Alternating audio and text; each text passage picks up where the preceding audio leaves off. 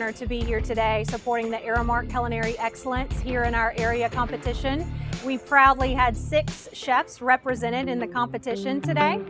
The chefs were awesome. They all had their own different flavor profiles that they put together, demonstrating their different regions that they come from. And each plate had its own uniqueness to it. I think it's, great as a chef to compete in these sort of events and have highly regarded chefs judging you and providing you critique. I don't think it matters how many years you've been cooking, you still have something to improve upon. I mean, we're all Aramark, but we all have different skill sets and different ideas about what competition food should be. So I was really impressed with the different plates that I saw coming out and the skill level and the technique that was put forth. And the winner of the West Region Ace Competition is Andy West, chef from Barron.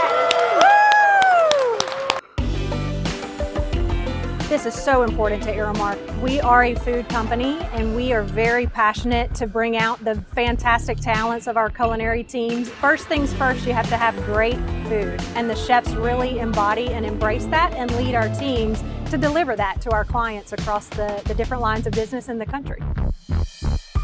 It makes me really believe that I work for a company that has that desire to put professional quality food out for their guests.